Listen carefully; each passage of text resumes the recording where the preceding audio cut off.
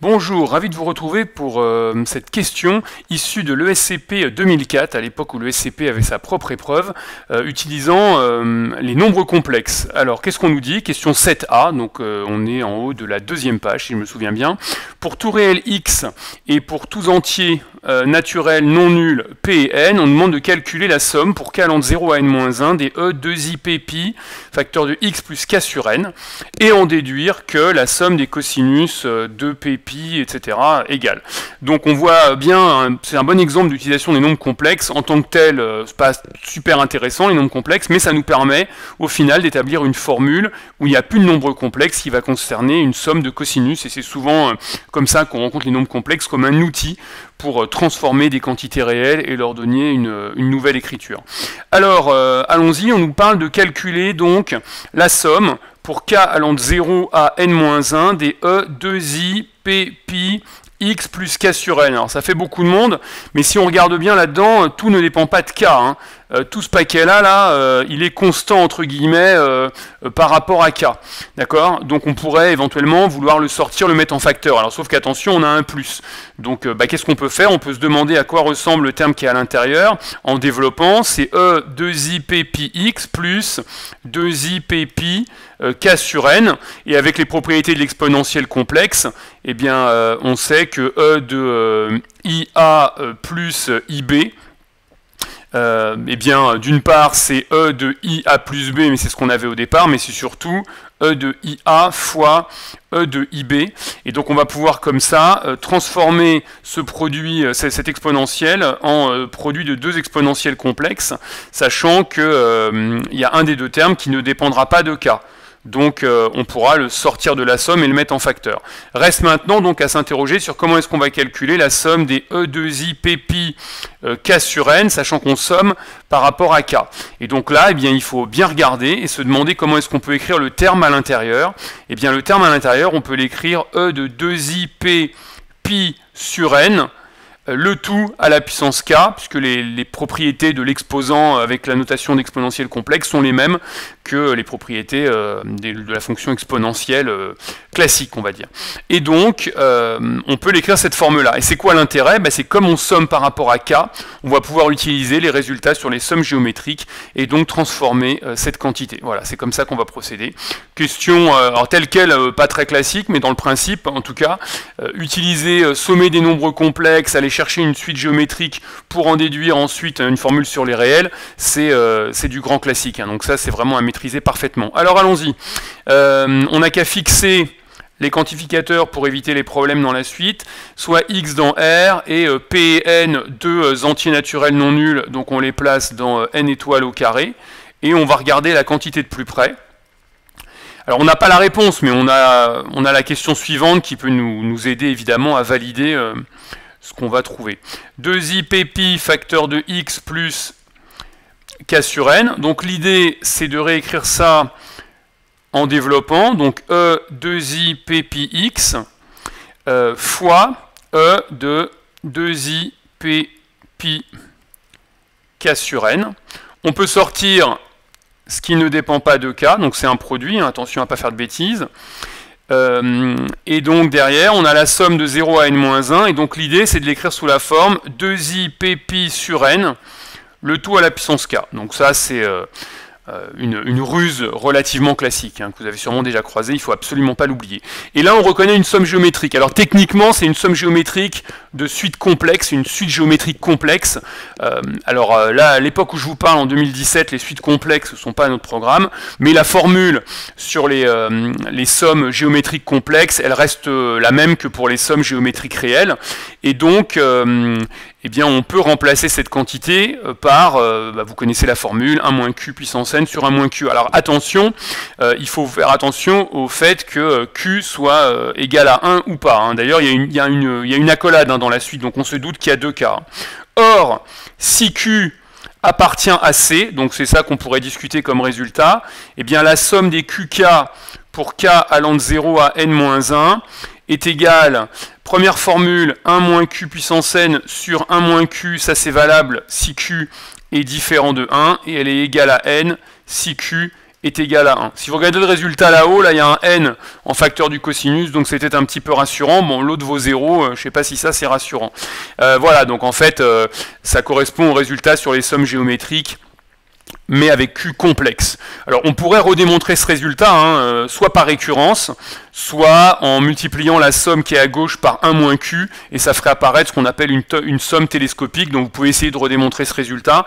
On va considérer que c'est du cours, donc somme des termes consécutifs, hein, somme des termes d'une suite géométrique, mais je répète que à l'heure où je vous parle, les suites géométriques complexes ne sont pas autorisées. Bon, cette formule-là, elle est quand même considérée comme classique et à connaître.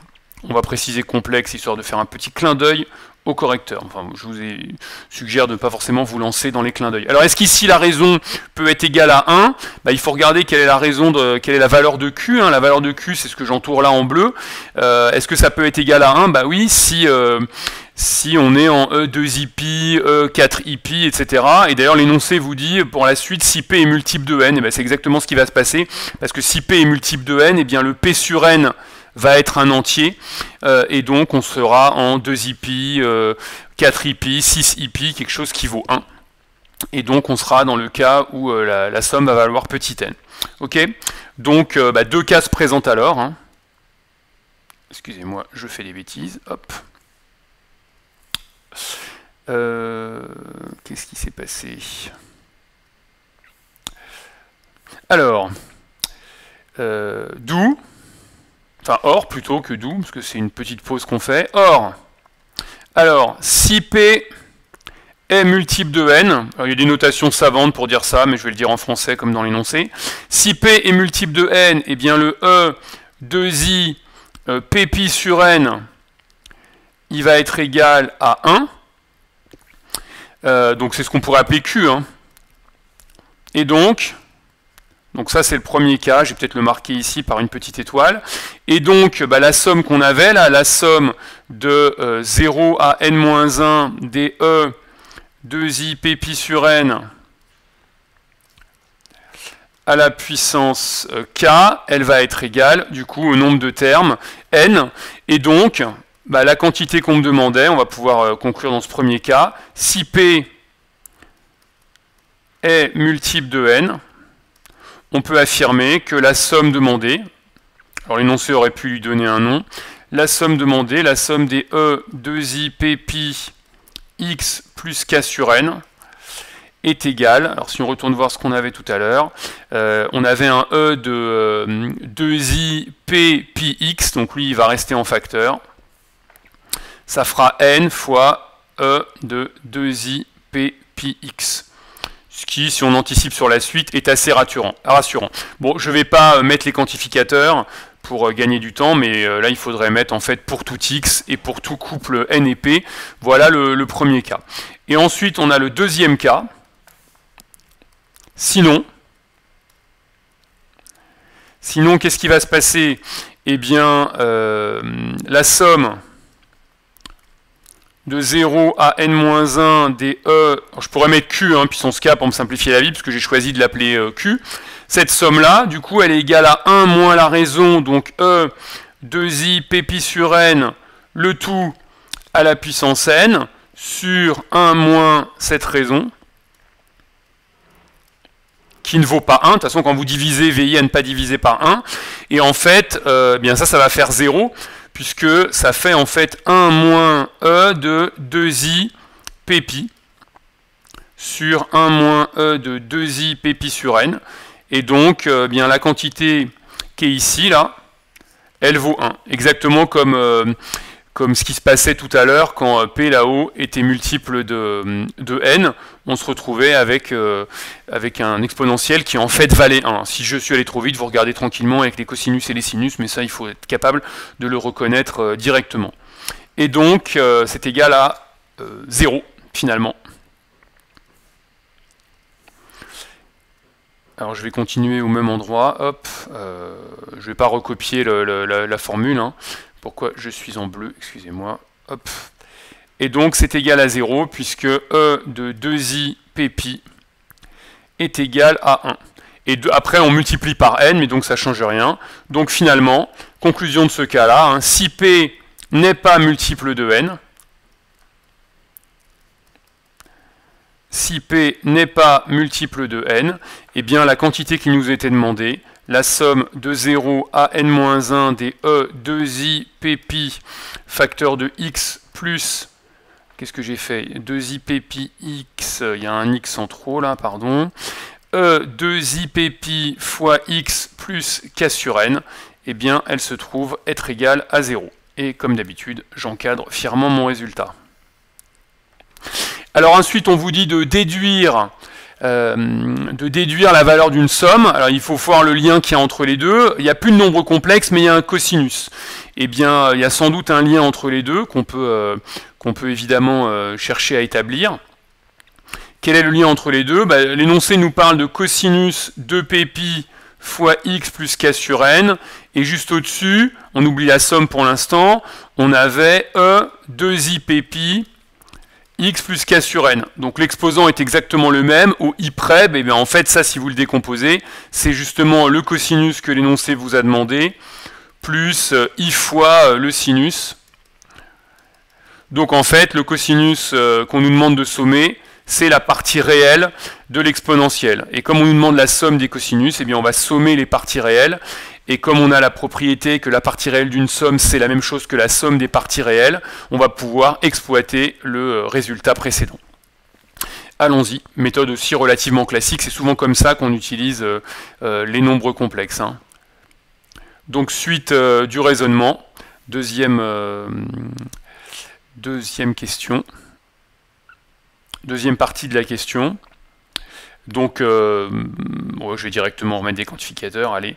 Quel que soit x appartenant à R, quel que soit P et N appartenant à N étoiles au carré, eh bien la somme qui nous est demandée, donc la somme de 0 à N-1 des cosinus de Pp facteur de x plus k sur n, alors eux ils ont un peu de mal à taper ça, mais à la main c'est plus facile à écrire, eh bien en fait c'est la somme de 0 à n des parties réelles de E 2i pp x plus k sur n, donc exactement ce qu'on avait au-dessus, et on peut sortir la partie réelle de la somme, puisque la somme d'une partie réelle, c'est la somme de parties réelles, c'est la partie réelle de la somme, on dit que la partie réelle est un opérateur linéaire.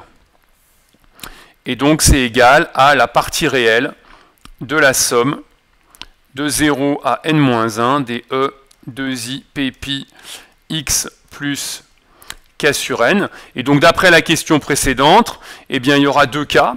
Ce sera la partie réelle de...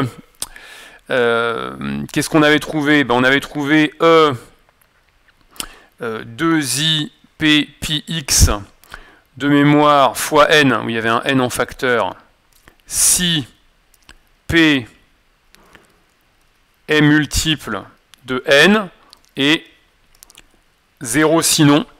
Et donc on nous demande du coup la partie réelle d'un produit. Il y a le n qui est un entier, donc qui n'a pas d'impact, hein, donc on peut sortir le n de la partie réelle, et justement la partie réelle de l'exponentielle qui nous reste, eh bien c'est cosinus de p pi x, et que c'est exactement ce que l'énoncé nous demande. Donc on va pouvoir fièrement conclure ainsi. Quel que soit x appartenant à R et quel que soit n et p appartenant à n étoiles au carré, la somme pour k allant de 0 à n-1 des cosinus, bon, c'est exactement le résultat voulu. Vraiment technique à retenir, même si là c'est une version un peu plus compliquée. Vous pouvez essayer de le faire avec le cas x égale à 0. Hein. Le cas x égale à 0, c'est une question relativement classique. Mais c'est vraiment très très important comme technique. N cosinus de p pi x, si x, alors multiple de n, on peut l'écrire sous la forme appartient à n fois, pardon c'est pas x c'est p, on peut utiliser la notation appartient à n fois z. Voilà, donc c'est un n fois un ensemble, donc c'est une notation un petit peu bizarre, mais bon, ça peut permettre d'aller plus vite. C'est une manière tolérer, on va dire, d'écrire ce que c'est qu'un nombre multiple d'un autre. Alors c'est pas très fréquent qu'on parle d'entier multiple d'un autre entier, mais vous voyez, ça arrive. Et donc ça correspond bien au résultat demandé par l'énoncé. Vraiment à retenir, très très classique, utilisation des nombres complexes pour calculer une somme. Je le fais pas, mais de la même façon, on pourrait trouver la somme avec des sinus. Dans ce cas-là, il faudrait prendre la partie imaginaire, et donc on trouverait le même résultat, mais en remplaçant cosinus par sinus. Voilà, merci de votre attention, j'espère que cette vidéo vous a été utile. Pensez à la liker, à lire les commentaires, à la description, à faire des commentaires si besoin, à poser vos questions, à vous abonner à notre chaîne YouTube, et bien sûr à consulter notre site web pour voir toutes les magnifiques formules que nous proposons, cours particuliers, cours collectifs, pendant les vacances ou pendant toute l'année, préparation aux oraux de maths. À la prochaine, au revoir.